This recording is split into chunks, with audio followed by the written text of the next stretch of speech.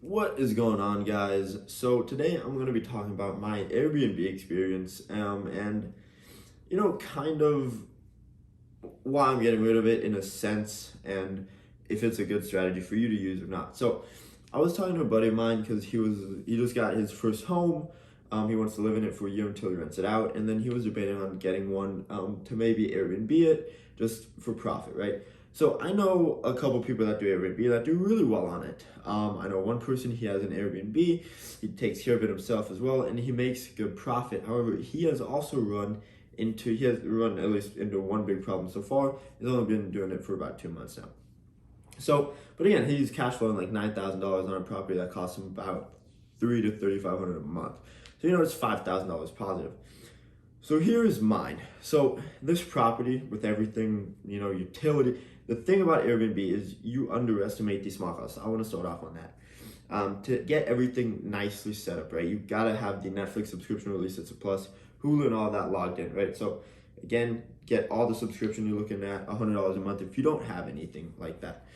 Then you gotta get the house fully furnished. So that is an upfront cost that you're going to need to have. With rental properties, you usually don't have to do that, which is kind of a nice thing, because sometimes guests are not careful, right? They leave this or they spill that, and then you got to take care of that. Yes, you can charge them. The only sad thing is they will try to fight it every single time. So that is one issue I have seen, right? Like somebody destroyed almost the entire couch. I don't even know what they spilled on it, and then they just did not pay. So don't know what was going on with Airbnb and having that. And yes, you're like, oh, you can keep the deposit and all of that, but great. If it costs more, it's not really helpful. Anyways, moving on to the next thing, right? Again, also bad management on my part. I noticed it way too late because they did switch it, so I didn't notice it, right? Then whatever. Anyways, moving past that. So the biggest two problems that I've encountered right now with Texas, right? So I was overseas for about, I would say, 3 months. Nah, 9 weeks, 10 weeks. So a little less than 3 months. During this, two bad things happened, right? So first of all, Germany was 7 hours ahead, right? So apparently one day the electricity went out, right? And it was 7 hours ahead. I was like passed out. Like I just saw the text messages and missed calls out, and it was like 2 a.m. my time when that happened. So apparently the power went out, which also means the AC went out and all of this. And in Texas at 100 degrees, that house is cooking. So one, I missed the calls, but again, I put my phone on do not disturb when I sleep because I'm sorry, but that is the one time when I'm not working. So excuse me if I don't want to answer my phone at 2 a.m. So, I see all the messages the next day. For them at that point, it's about 11 at night. I wake up around 6, 7 a.m. usually. At least in Germany I do, because the stock market doesn't open up till 2:30. Here I wake up at 4, whatever. Anyways, this isn't about my personal life video. This is about Airbnb. So I literally get someone on the phone from the electricity company and all that. And I'm like, yo, what's going on? I'm like, I paid the monthly. They're like, yeah, it's a couple of houses in the neighborhood.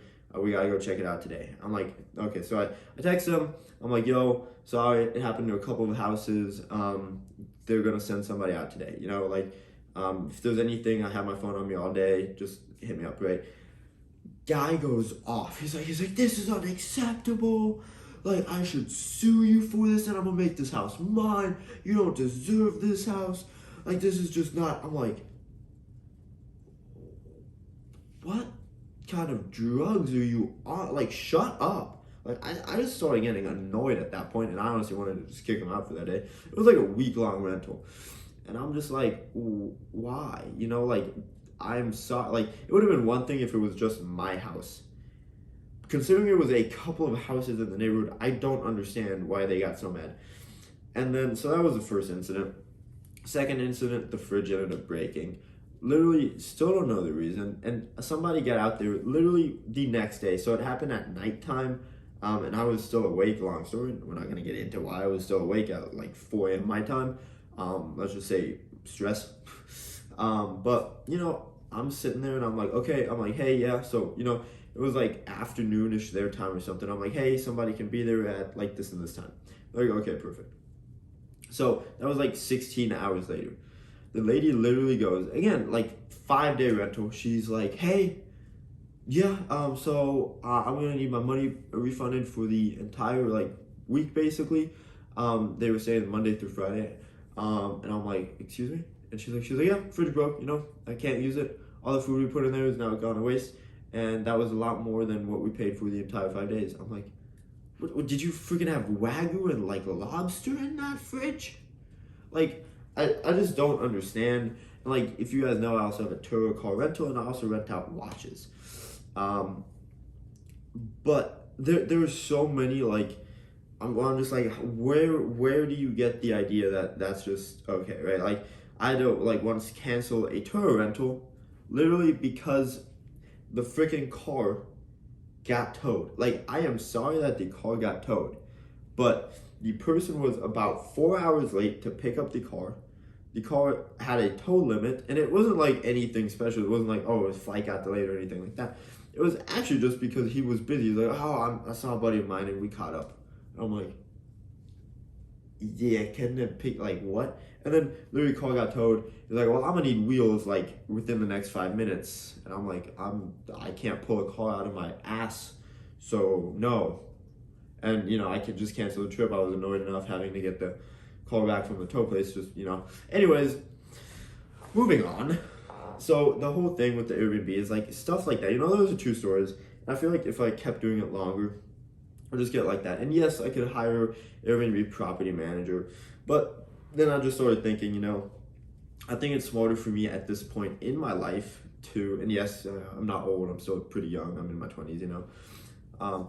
Just smarter for me, especially stress-wise. So if a bunch of you don't know, I have a heart condition, and stress is one of the main factors to it. My doctor's like, if you keep doing this, you'll stroke out within like 5 to 6 years. I'm like, oh, I can't, work life. I'm screwed. So, that's kind of something I'm trying to avoid. So, especially with me traveling a lot more, especially now between Texas, New York, and Germany, like those are my 3 main places. It used to be just Texas and New York. Now Germany has been added to that list. I've realized that Airbnb rental is just not it for me.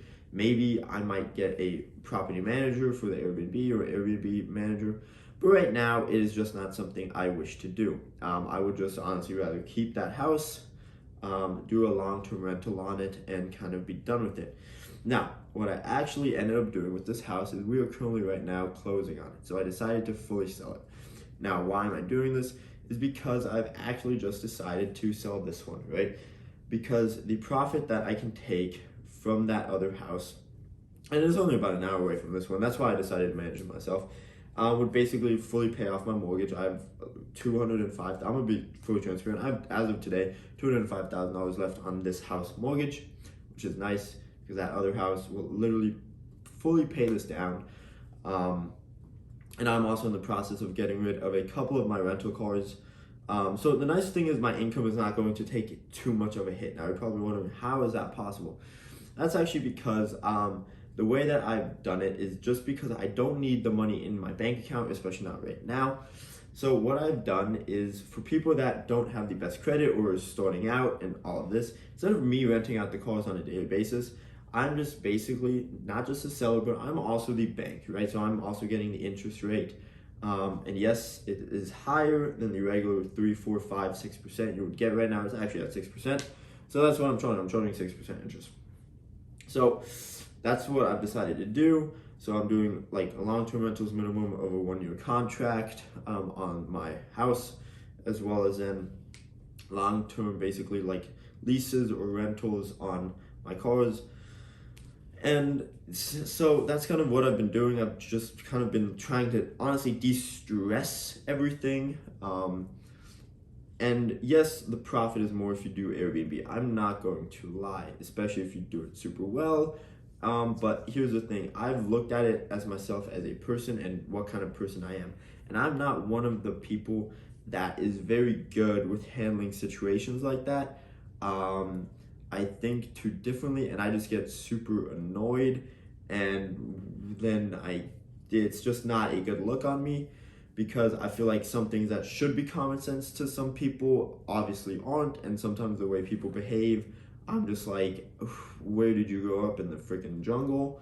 And you know, then I kind of have to like keep it in, and I can't really lash out or anything like that, which makes it worse on my body. And it's just kind of like this whole thing, which is why I'm a lot happier sitting behind my computer doing my stocks. I'm not like an introverted person. I mean, I am a little bit, but I get along with people. But it's just like sometimes the stupidity of other people, where I'm just like, why? How can you even think like that? You know, like being like, oh, I'm gonna sue you, and then this house will be mine. I'm like, I'm sorry, the electricity went out in a couple houses in the neighborhood. Like, let me just magically snap my fingers. Like, you know, it's like, I'd be like, hey, let me refund you this day, or like, hey, let me do this, or like, is there anything I can do to make your stay better, or like, would you like me to, you know, get you a hotel for like today, so you have, like, you know, stuff like that. Like, I am sorry it happened. I didn't want it to happen, obviously, but you know, just I don't know, it's just some of those things where I'm just like, it's just not meant for me personally. Maybe it is for some of you guys. For me, it's not. So I would just rather get rid of it, pay this down, and then I can decide if I want to rent this out. Just kind of keep this standing here. So yeah, that's kind of my story with Airbnb. Obviously, there's good and bad. So just take into account, again, it just depends on the person you are. For me, it was not something I wanted to do, especially just not right now. With the traveling and the whole moving back and forth, Texas is kind of becoming like my last destination where I'd go. I'd probably spend like 2 months out of the year here, and then like 5 in New York, or 6 in New York and 5 in Germany. So yeah, somewhere around there. So yeah. Anyways, hope you guys enjoyed the video. It's kind of all over the place. I am sorry because there was just a lot of things that just happened where it's like, what the hell, you know? But anyways, did like the video, don't forget to like, comment, and sub. And other than that, I will see you guys tomorrow with another video. Peace out, guys.